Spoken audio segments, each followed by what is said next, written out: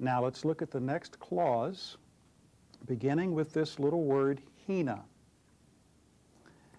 Within this clause, let's find a verb. There may be more than one. Here's a word, hupagete. That looks like a verb, doesn't it? And in fact, it is. If we go on a little further, we see another word, ferete. That is also a verb. And if we go a little further, you're going to notice another word that looks maybe like it's a feminine singular dative noun, but it's not. It is a verb. Okay, let's analyze these three verbs. I'm going to write them a little larger on my pad so that it's easier for you to see. The first word,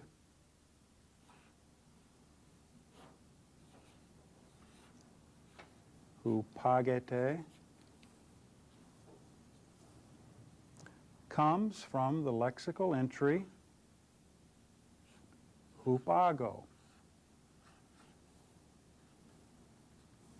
Hupago is a compound word, compound verb. It's comprised of the preposition hupo plus verb ago. And when these two combine together, notice how the vowel at the end of the preposition falls away because this next word begins with a vowel. That is often what happens. Analyzing our verb in our text, the first thing we ask is there an augment? Well, if there were to be an augment, what would happen is that this alpha would lengthen to an eta. You see, if you have your verb ago and you wanted to augment this verb ago, what would happen is the alpha lengthens to an eta. And you'd still then put your prepositional prefix in front of it. So is there an augment here? No.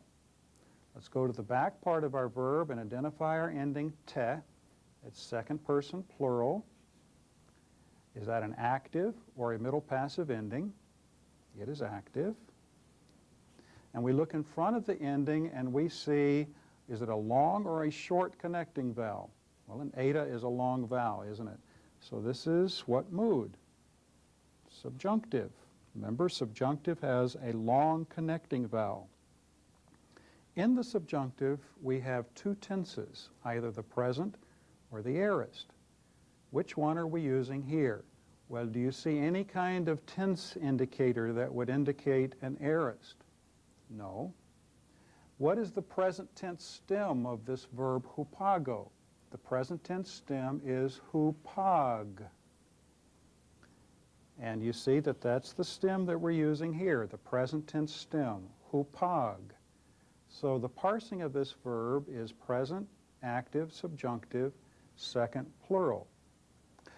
Besides that, let's go back to our irregular verb chart, and I want you to look up the verb ago. It's the very first word listed in your irregular verb chart. Look at the third column in, the aorist column. Notice that the aorist is spelled differently from the present tense stem. The aorist stem has ag. And so if this were an aorist subjunctive, it would be spelled like this. Hup ag agete. That would be the aorist.